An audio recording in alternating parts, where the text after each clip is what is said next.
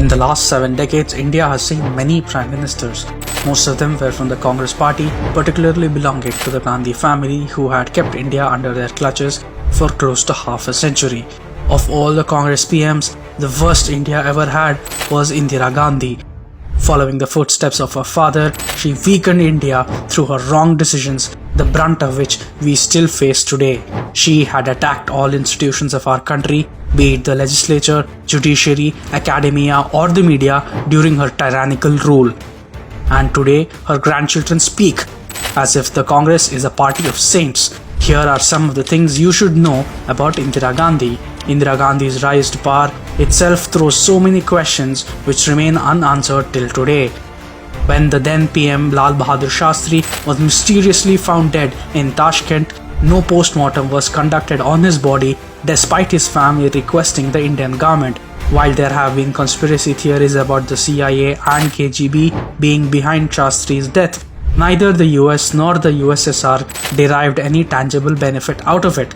The only person who benefited out of Shastri's death was Indira Gandhi, who then became PM.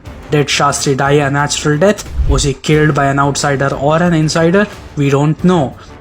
But what we do know is that after Shastri, no other person apart from the Gandhi family rose to dominate the Congress. After Indira grabbed power, she did all she could to inflict damage on the majority population of India.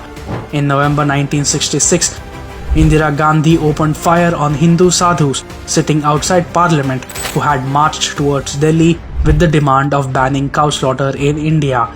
In 1976, Indira Gandhi shot off a letter to all state CMs asking them to either vacate or pay to the Waqf boards the market value of those Waqf properties that were under unauthorized occupation. But no such consideration was given to different temple properties that were under encroachment. Her autocratic rule angered even fellow Congress leaders when veteran leaders of the Congress, led by Morarji Desai, revolted and reduced Indira Gandhi's majority in parliament to 220 MPs. She allied with the Communist Party of India to hold on to power. As part of an unwritten deal, Indira Gandhi handed over academic institutions on a platter to communists. These institutions, infested by leftists, spewed venom against the Hindu majority, deriding their sentiments. Today, institutions like JNU and TIS have become communist leftist dens, churning out anti-national elements like Kanhaiya Kumar, who have now found their way to the Congress. On allying with communists, Indira pushed far-left policies by nationalizing banks, insurance and other sectors. These public sector banks, instead of serving the poor, served Congress's interests. Loans were given over a phone call from North Block to people close to the Congress. Even today, these banks are saddled with bad loans. Just as her father Nehru despised free market economy, Indira too hated entrepreneurs and industrialists. She brought the FERA that made multinational companies like Shell, IBM, Caltex, etc. leave India.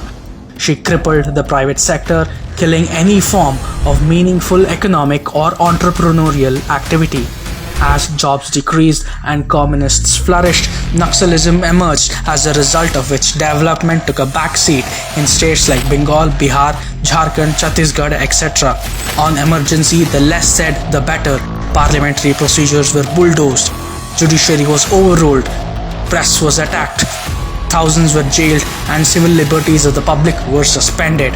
In short, Indira became a female version of the Mughal tyrant Aurangzeb.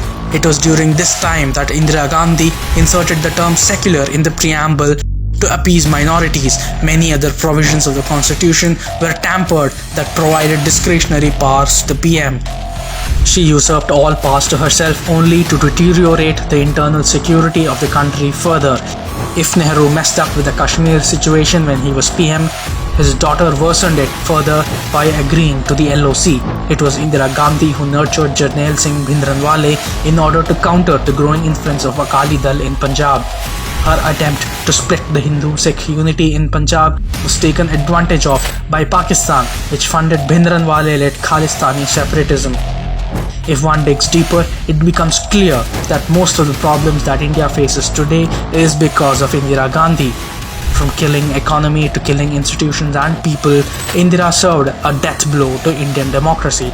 That is why she remains the worst Prime Minister India has ever had.